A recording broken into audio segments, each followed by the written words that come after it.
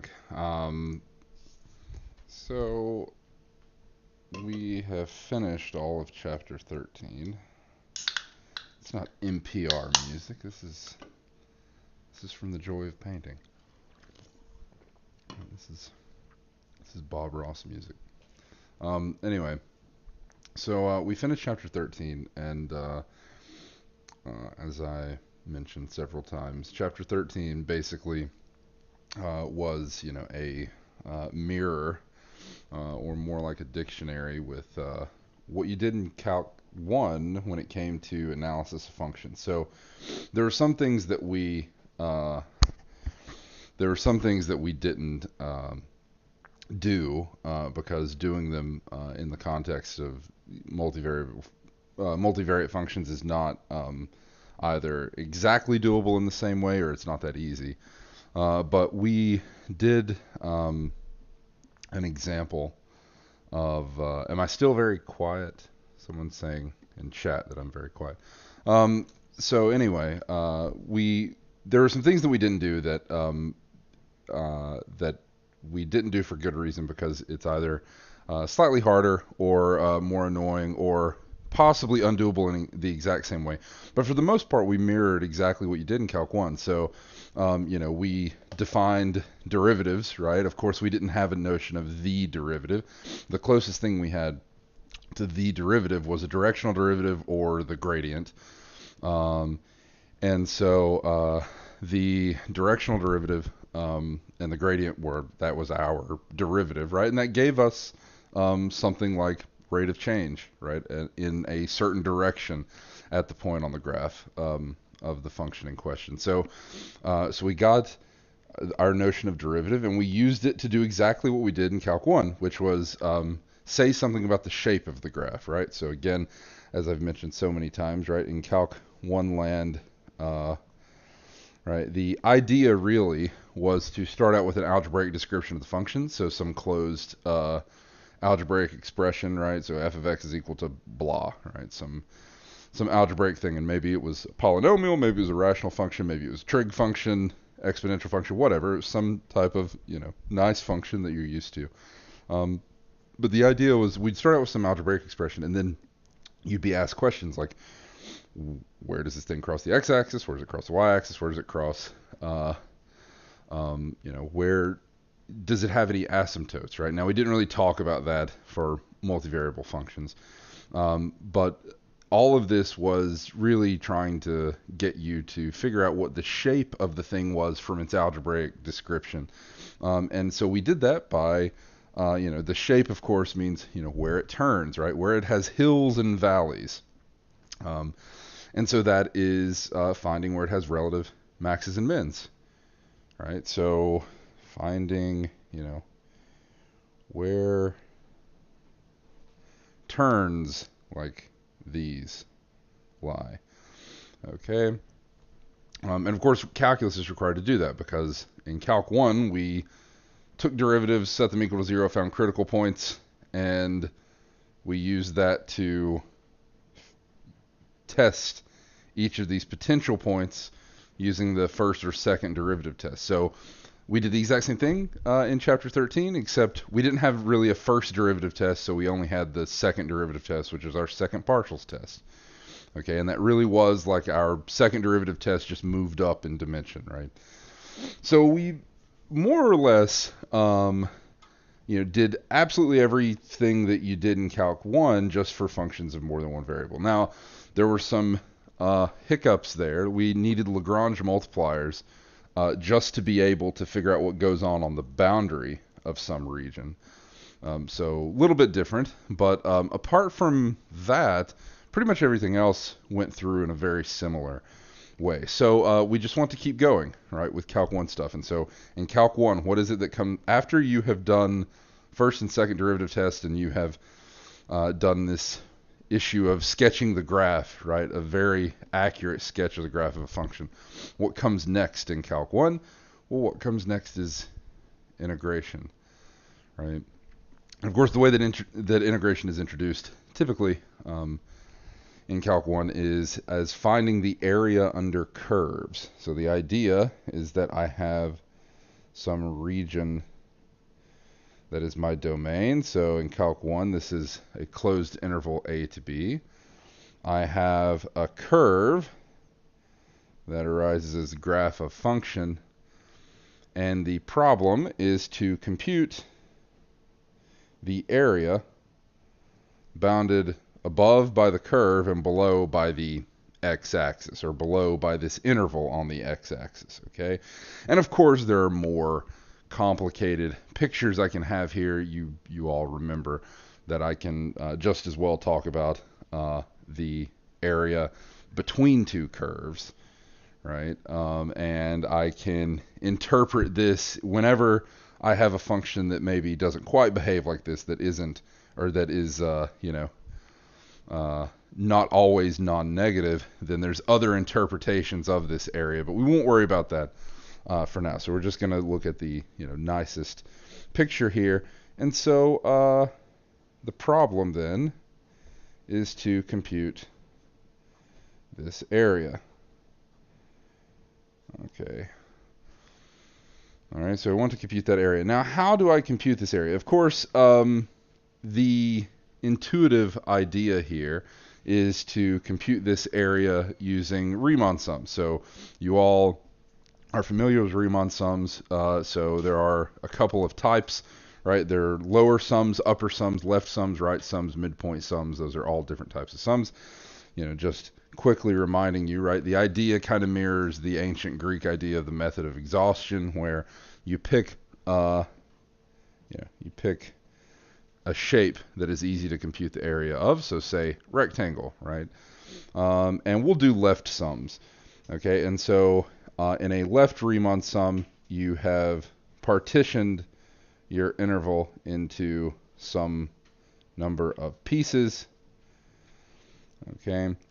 And once you've done that, of course, you then use the endpoints of those subintervals to determine the height of your, in this case, rectangle. So I'm going to use left sums. That is, we're always going to use the left endpoint of each of these subintervals to determine the height of the rectangle. So there's that one. There's that one. And of course, you see that using these for the left sum, sometimes the rectangle lies above the curve, so it counts too much area, and sometimes it lies below the curve.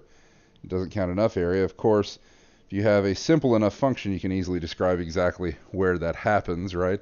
For a left sum, it lies below the curve wherever the function is increasing, and it lies above the curve wherever the function is decreasing, right? You can see that reflected here. Now, you don't have to remember any of that stuff. This is just reminding you of some of this stuff from Calc 1. And so if I wanted to compute an approximate area here, I would just sum the area of all these rectangles, right? And that would be my area under the curve. Now, how did I actually compute the true area, right? The exact area under the curve? Well, this required integration, right? This was basically my motivation for the definite integral. And so I was able to define the definite integral through this limiting process where I considered partitions of closed intervals like this, and I took a limit, right? So if this was partitioned into n equal subintervals, I took this limit, and that limit we could show when it existed that was equal to this area under the curve, and that was how we defined our definite integral.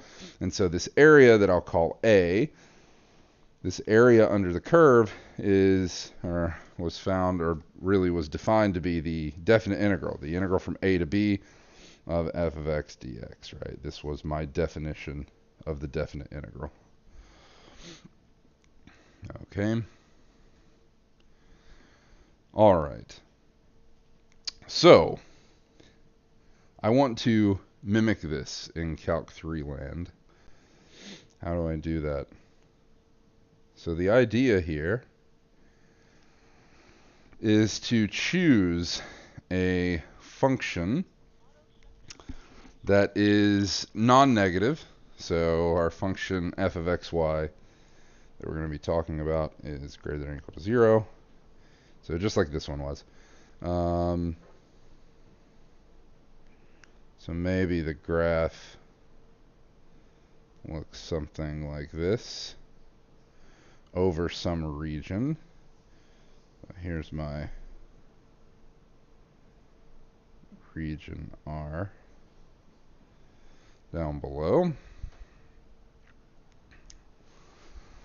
Okay, what is the equivalent thing that I am going to be computing here? Well, in Calc 1 I computed area under a curve.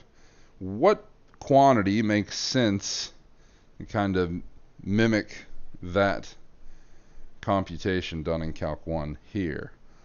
Well, the idea is to compute the volume bounded above by the graph of f on this region R and below by the xy plane. And so I'm computing the volume of this region. Right.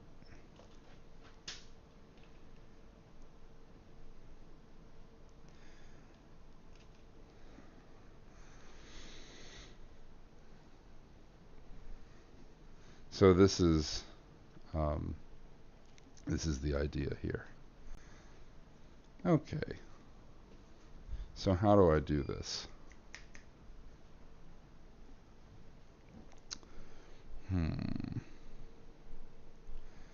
Well, it's going to take a while before I actually get into how this can be done, like mechanically.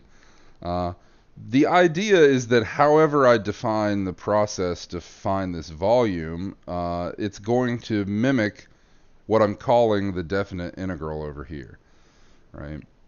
Now, I could, and in fact the book does do this, but I'm not going to go over this whole process. What is the idea here? The idea is similar to exactly what was done for Riemann sums here. I can think of taking this region R and splitting it up into a grid, right? So I can say bound this region R in a nicer figure like a rectangle, and I can think of a grid splitting up that rectangle. Maybe I should use different colors here. Okay. So if I think of a grid splitting up that rectangle, let's pick one that's like right in the middle. So let's pick this square here. Okay. What's the idea? I can come up with some way of determining the height of some square-based prism, okay, that has this square that I've outlined here as its base. And so I have some three-dimensional square-based prism. It can be hard due to the way that I've drawn it here. I should have actually done a little bit more in terms of curving the side so you could actually see what's going on here. But it would look, something like this. Well, I would go, say, all the way to the top here, and then this would be my prism that I'm cutting out of this thing. Okay, so in a similar way, imagine a bunch of these of varying heights depending on the height of the function on that square. And of course, there's multiple ways you could use to figure that out. You could always pick one corner. You could use the barycenter, right? You could use like the center of these squares. A lot of ways you could do that. I'm not going to go through any of that. Just know that doing it this way, taking the limit, okay, of basically splitting this region R into smaller and smaller subregions in this way, I can define these sums of these volumes, because computing these volumes is easy, just like computing the area of these rectangles is easy. And what I do is I can define the volume in question to be, this is just a symbol right now, okay? So I'm just using this symbol. It is a double integral over the region R of the function f of xy dA. Okay. Well, if you thought about this dx, if you thought about this x describing a length here, and you can call this like d length, well, this now describes an area, and so this is like d area, okay? We'll talk a little bit more about that in a second. So right now, this volume is just defined to be this. But this, I should write out the words, actually, that define this volume, because it makes it clear what's going on here. And so, definition. So let f of x, y be a continuous function on a region R with, we'll say that f of xy is greater than or equal to 0. Okay. Then the volume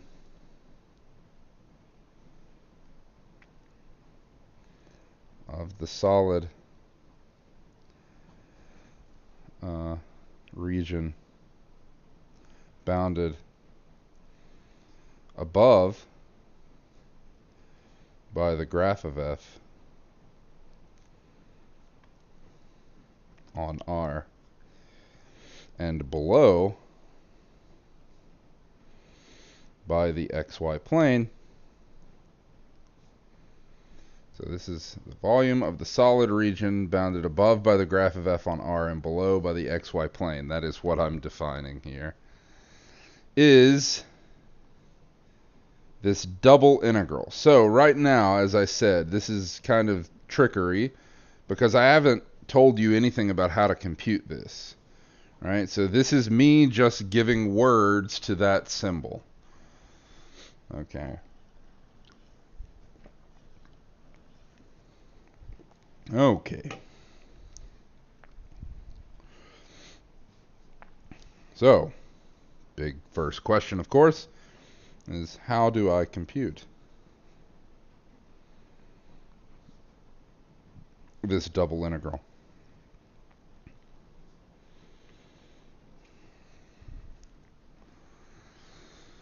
Well, let's go back for a second, right? How did you compute this?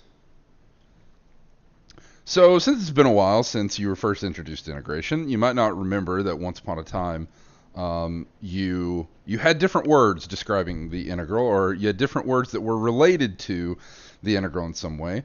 You might remember them. Remember that integration, right? Now we can use the knowledge you already have. Integration is the inverse operation to differentiation, right? So integration is the anti-operation to taking a derivative. And so this was related to the concept of an antiderivative. Specifically for a definite integral, what was true? Well, if I wanted to find the definite integral of this thing, well, in order to do that, really, all I did was compute big F, which was the antiderivative of little f, and then evaluate it from A to B. Remember this symbol. Okay, what does this mean? So remember, this just means big F of B minus big F of A. And my big F of X is the antiderivative of little f. What does that mean? It means when I take the derivative of big F, I get little f. And this is my antiderivative. So this is the antiderivative of little f of x. Now, something that you might also remember from Calc 1 and Calc 2. Taking derivatives, once you knew the derivative rules, was easy in the sense that you could just mechanically follow the rules, and there wasn't really any derivative you couldn't take, right? So yeah, it might take a while, it might be messy and complicated, but once you knew the derivative rules, if the thing itself was differentiable, right, and basically all the functions you encountered were, finding its derivative was just a matter of doing a bunch of algebra with those derivative rules. But it wasn't like that, right, for the integral. Okay, so the integral was not like that at all. In fact, right, if you had the integral from, say, 1 to 17 of the fifth root of x to the 16 plus x minus 75, right, dx, right? This integrand is a thing that you could take the derivative of no problem, but can you integrate that? No, right? In fact, the probability, right, if we're thinking of pulling functions out of a hat, okay, so imagine we're looking at integrals, thinking about pulling functions out of a hat. What is the probability that you will be able to integrate a given function on some domain, on some closed interval? The probability is 0. Okay, and there's actually a way I can even make that rigorous to show that, yes, in fact, the probability that you can do that is 0. So then you might say, well, if the probability that I can do that is 0, then why did I have a bunch of examples that I had to go through in Calc 1 and Calc 2? And the answer is selection bias, right? We only study the things that you can actually do, which turns out to be a pathetically small amount of things. But you know, that's all you can actually do by hand in that way. So that's what we look at. But actually integrating something, it has to satisfy, you know, all kinds of things before you can actually do this. So the same thing is going to be true for us. In fact, it's going to be even worse for us here. And the reason it's going to be worse is that while in Calc 1 you could integrate over any closed interval, right, a to b, for us, we are going to restrict our attention to very special regions R. In fact, we're only going to be able to do this for very special regions R. So the biggest difference between the type of integration that you did in Calc 1 and what we're going to do now is that the integration actually depends on the shape of R. Okay. In fact, that's going to be the biggest struggle. So I'll also go ahead and tell you that, and I might have already mentioned this to you guys very early in the course, because I usually mention this on like the first day of class, when I say that we're going to be mirroring Calc 1 stuff. It's that the integrals in this class are going to be easy. So they are going to be easy compared to Calc 2 integrals. So Calc 2 integrals are far harder than the integrals that we're going to be doing.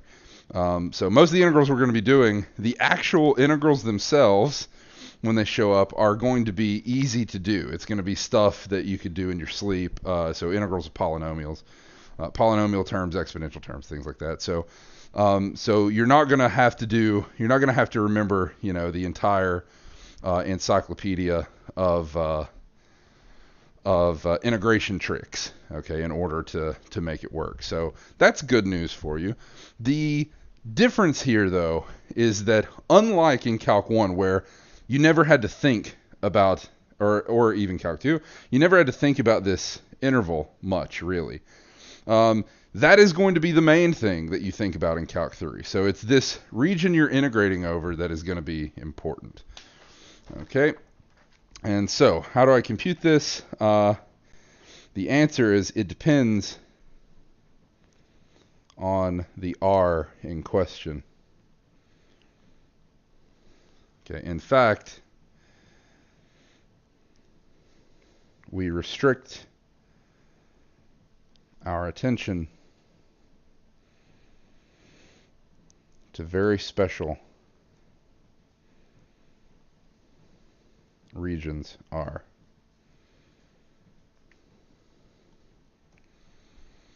Okay. It will be a thing that we focus on entirely, and we will never talk about integrating on any region R that is worse than the regions that we're going to talk about. Okay. Okay. So before I move on, I should also note that unlike in Calc 1 and Calc 2, in Calc 1 and Calc 2, I didn't just compute definite integrals.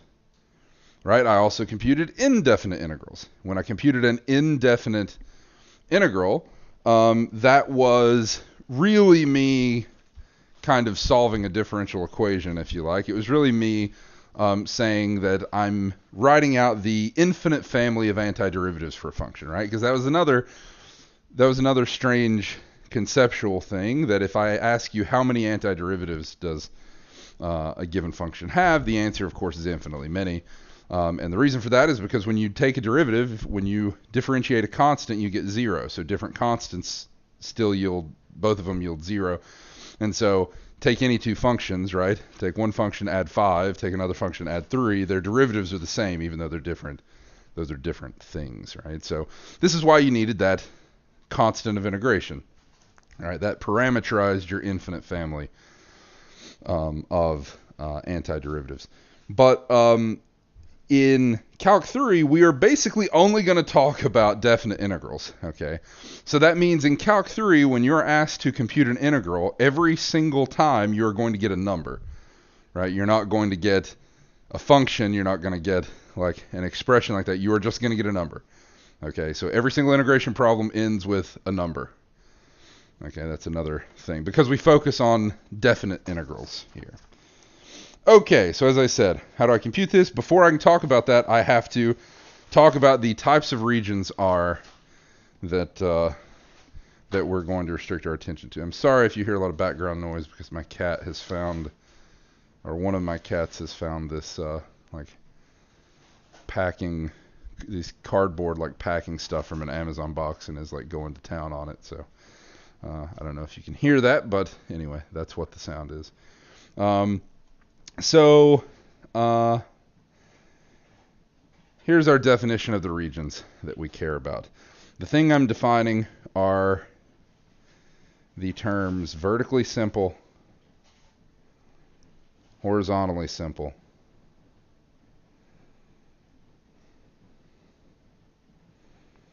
and simple.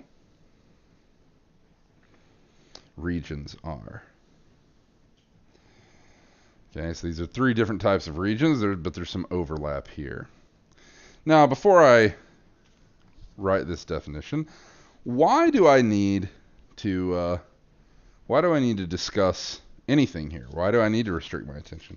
Well, this is related to why we had issues when we were talking about the boundary, when we were talking about optimization problems, and why we had to come up with this whole new thing, like, right, Lagrange multipliers, in order to deal with that.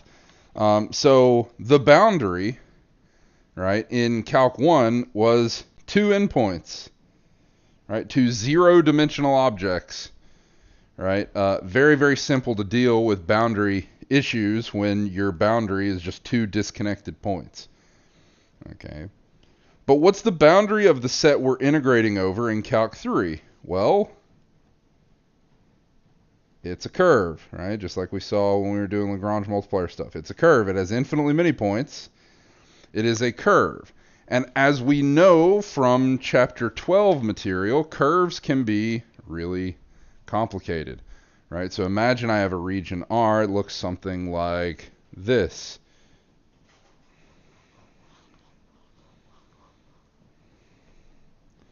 Right?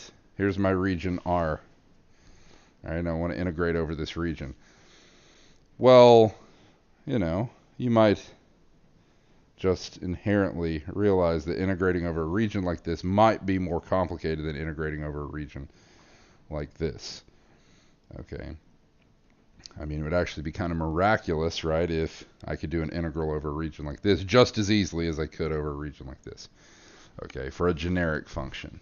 Okay, maybe you can find a specific function that thought of in a certain way was, easier to describe over a region like this rather than this. Okay, but over a general region, right, you'd always expect it to be easier to integrate over something like this second example.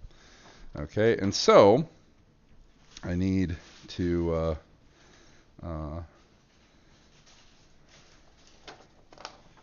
define these terms: vertically simple, horizontally simple, and simple. Okay, and so a region R is said to be vertically simple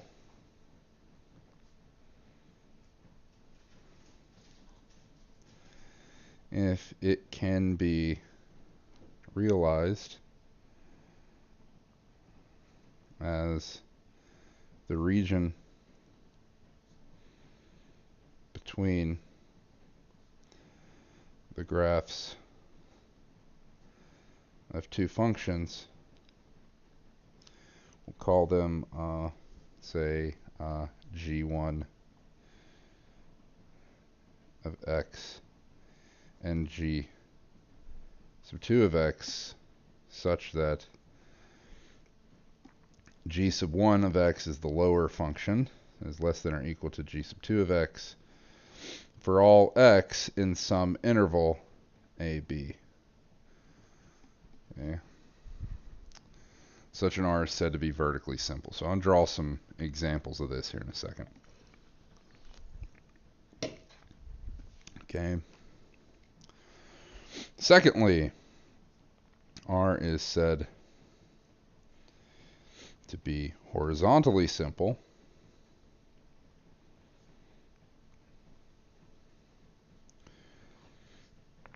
if it can be viewed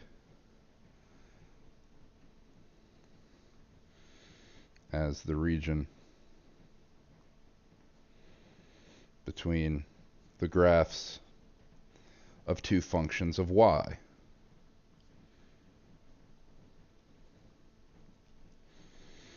So h sub 1 of y and h sub 2 of y. Okay, such that h sub 1 of y is less than or equal to h sub 2 of y for all y in some closed interval c to d. Okay.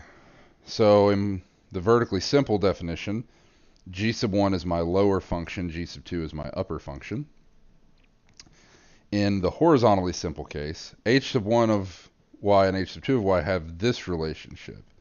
Now you might be tempted, before you see a picture, to again say that h sub 1 is the lower function and h sub 2 is the upper function. Okay, but that's not the best way of looking at it. It's a better way of looking at it. H sub 1 is remember, this is a function of y, right? These are functions of y. So h sub 1 of y is the left function, and h sub 2 of y is the right function. Okay, so we'll see examples of that here in a second. And then 3, R is said to be simple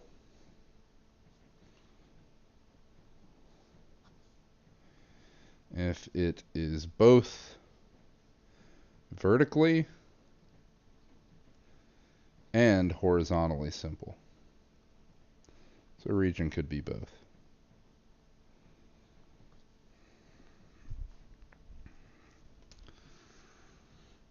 Okay.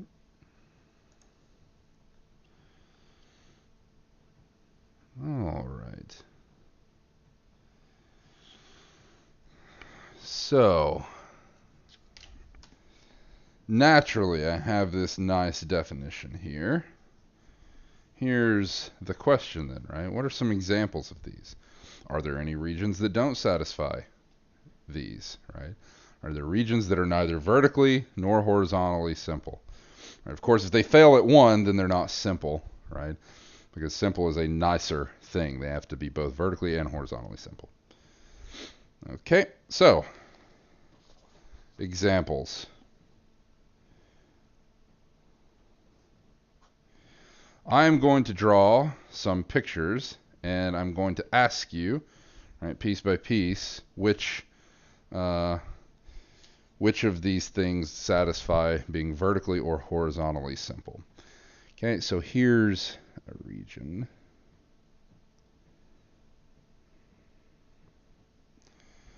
Okay, so there's a region R. Okay, maybe, should I label these? Let's label these. Say this is 1. Okay, let's do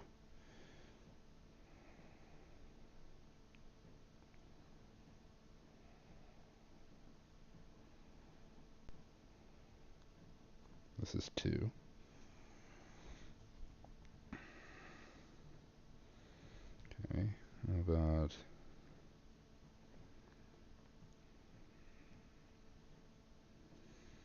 is 3.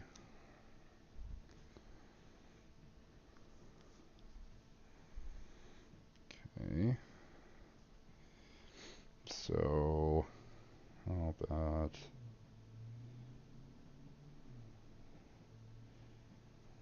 this one? This is 4.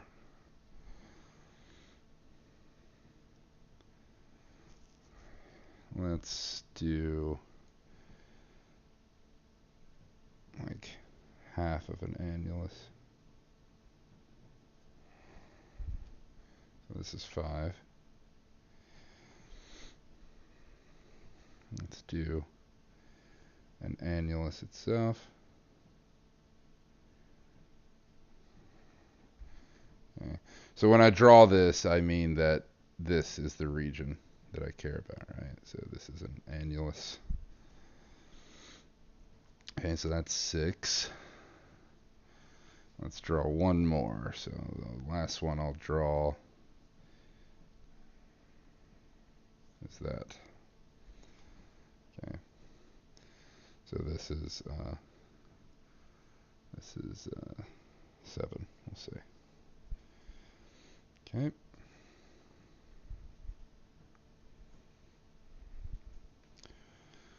Okay.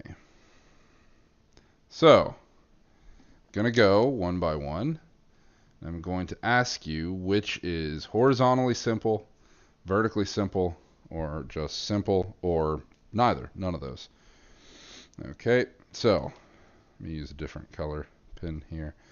Well, maybe I won't use a different color pen for both of these. So for 1, what is this? What kind of region is this? First of all, the question is it vertically simple? So just to remind you, to be vertically simple here, it has to be realized as a region between the graphs of 2 functions of x, right? A lower function and an upper function on some interval, a to b. Okay, so there is upper and lower function. How do I see that? Oh, to see that there's an upper and lower function here. Here's the graph of my upper function. All right, whatever that function is.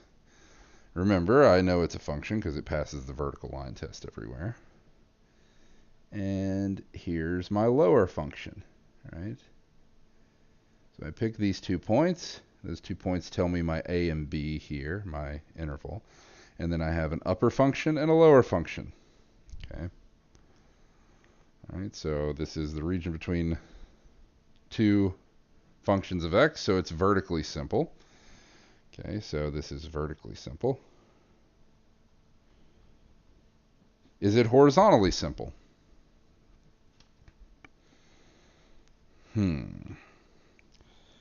So, to be a function of y, passing over oneself doesn't matter, right, in the vertical direction, right? So to be a function of y, you don't have to pass the vertical line test. You have to pass the horizontal line test, right? So can you view this as a left and right function, right, in such a way that, can I view this as a left and right function, or basically the region bounded between a left and right function, but these are functions of y. Okay. So I just have to make sure that they don't pass over themselves in the horizontal direction. So I have to make sure that these 2 things satisfy the horizontal line test. So can I do that? Well, let's see here, right? So here's a function of y.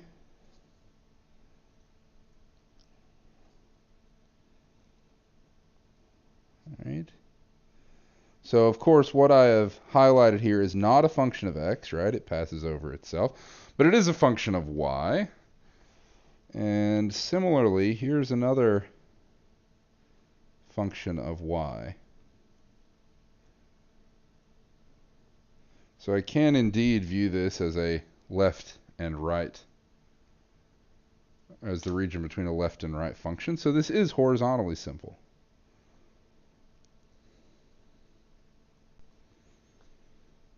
So it is, in fact, simple. Okay, so as chat said, 1 is simple for that reason. Okay, what about 2?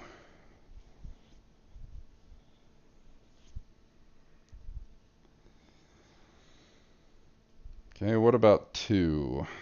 Well, 2 is seen to be vertically simple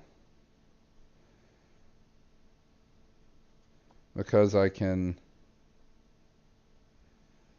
view it as top function, and this is a function of x, and I can view it as bottom function.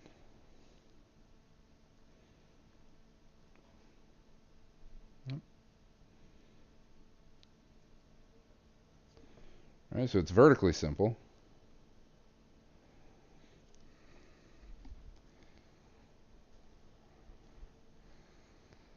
Is it horizontally simple?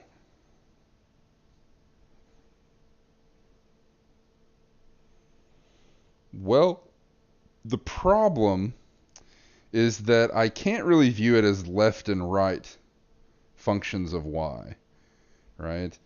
Well, just looking at this thing, you can try your best, right? And I encourage you to think about this on your own. You can try your best, but how would you split this up in such a way that you can do this with just 2 left and right functions of y, right? It's a problem. So it's not horizontally simple. So this is an example of something that is just vertically simple. Okay.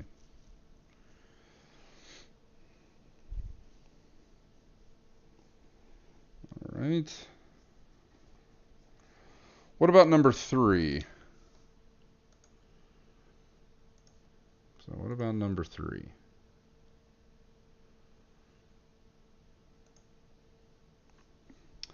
Well, let's just quickly see. How could I view this? So can I view this as a vertically simple region? Well, I need to find a bottom function, right? Well, this is a little tricky. What would my bottom function be? The problem is that if I make my bottom function this, what remains is not a function. If I make my bottom function this, I'm already not a function here. I'm passing over myself.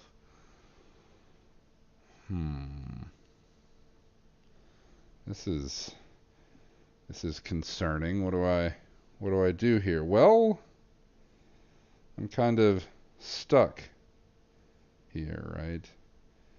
Because any way that I split this up is going to be bad, right? I'm not going to be able to split this up as an upper and lower function that are actually functions because they pass over themselves. Okay. All right, and so this is not vertically simple. But it is horizontally simple, right? How can I see that it is horizontally simple? Well,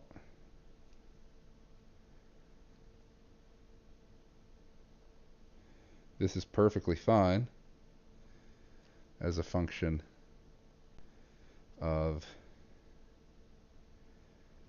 y. Now, as chat noticed that if this bottom is like perfectly straight, then there's some issue here, but we'll say that it's not. Okay. So here's my left function, and here's my right function. Okay. So this is horizontally simple.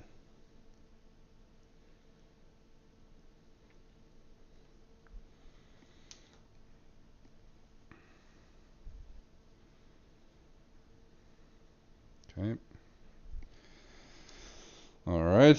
What about this one? So we can quickly see that this one is actually just simple. It's both horizontally and vertically simple. Okay. What about 5? What about 5? So 5 might trick you because there's these corners, but remember, I didn't say anything about continuity of these functions. I just said that they're functions, right? So there's absolutely nothing wrong with that being your bottom function. So there's your bottom function. Here's your upper function. Right, so your intervals from A to B here. And so this is vertically simple. But as you might have noticed by now, trying to make this a horizontally simple function is no good. So this is, or trying to find two left and a right function for this is not good. So not horizontally simple. So this one's only vertically simple. Okay. What about 7? 7 is actually simple.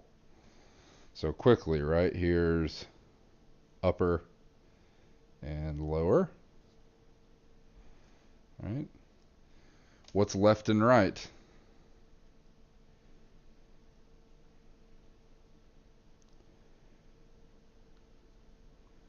There's my left function. And here's my right function. Well, let me use the same color.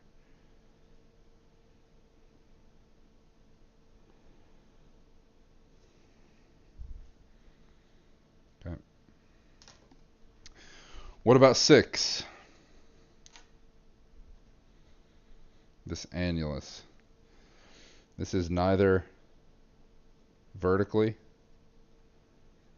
nor horizontally simple.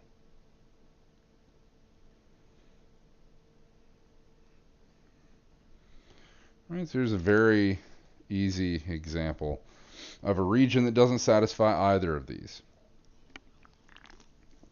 Okay, it's neither vertically nor horizontally simple.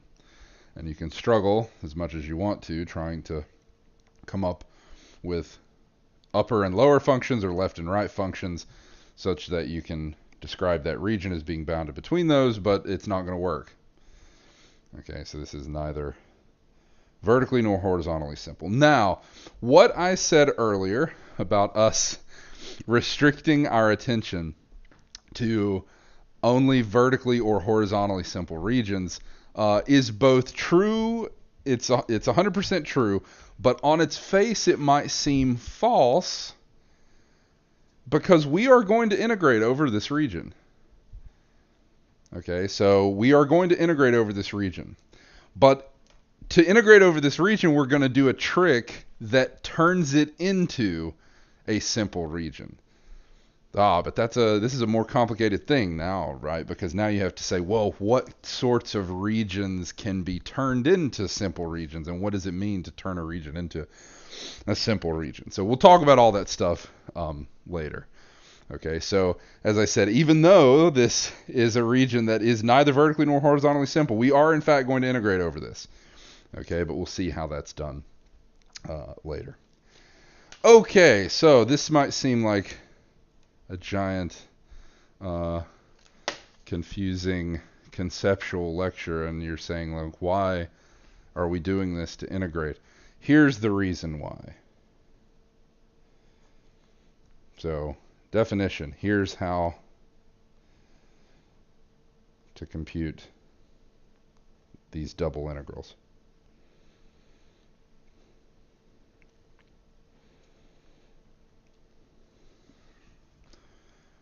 Okay, so first, if R is vertically simple,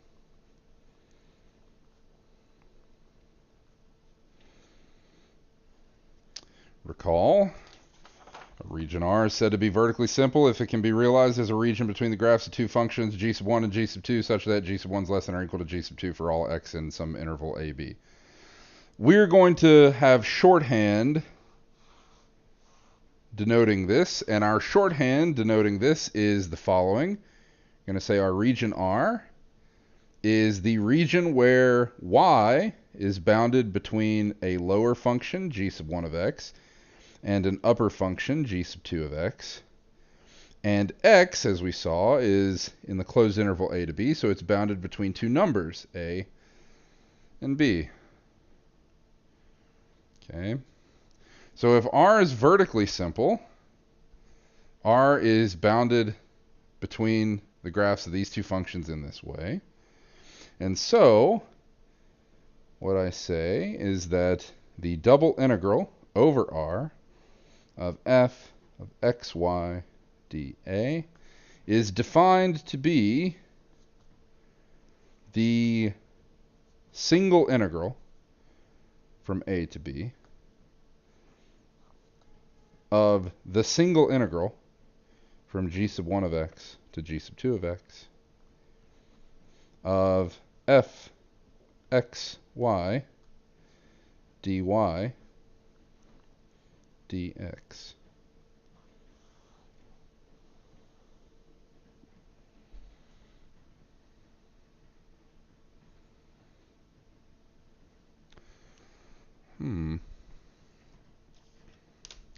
Let me describe what's going on here, and then I'll stop until next time. And I'll keep these pieces of paper intact because I've already done a lot of writing here, and it's nicely laid out. So let me describe what's going on here. So in this inner integral, I'm integrating. My limits of integration are these functions of one variable, g sub 1 of x to g sub 2 of x, of f of xy dy. What do I mean when I integrate a function f of xy dy? What do you think I'm going to be doing? Right? Use your mathematical intuition, or use your intuition based on what we did earlier in the course, right? When it came to moving over our notion of taking a derivative. Partial antiderivative, that's a good way of describing it, exactly. So what am I going to do? I'm going to integrate with respect to one variable at a time. So I am going to integrate with respect to y here, treating x as a constant. Okay. Well, when I do that, and you might be thinking to yourself here, right? Let's say that f of xy is like x squared y plus y squared minus 5, right? So I have that expression. I integrate that thing with respect to y. When I do that, I'm going to get some, in that case, I'm going to get some polynomial in y. I'm treating x like a constant. So I get some polynomial in y, but it's a definite integral, right? It's from g sub 1 of x to g sub 2 of x. So I'm going to be plugging in to every single y here functions of x. So that at the end of the day, at the end of that process, I get some function of x, some function of a single variable. Then I integrate that function with respect to that last variable that is left, evaluating from a to b. That is going to give me a number, right? Because now I'm in Calc 1 land. I'm just doing an integral of a function of a single variable. Okay, that is how I do this. Okay, and so that's why we use this double integral sign here, because we're doing two integrals back to back. Okay, so we're doing an integral with respect to y and an integral with respect to x. Okay, so that's how this goes. All right, now you see why it's important that this be vertically simple. It's so that we can actually have very nice limits of integration here. All right, that's the idea. Okay, so I will pick up there on Friday. This is exactly where we'll pick up, so I will keep all of these pictures together to make it maximally organized. So anyway, remember, tomorrow at like midnight is when your exam 2 is due. Tomorrow during discussion, your TAs are going to answer any questions you might have about Chapter 13 material. They're not going to help you with the actual exam, but they will go over as many questions as you want that are similar to the exam. Or if you just have general, like conceptual questions, that's fine too. So anyway, other than that, I will see you all on Friday.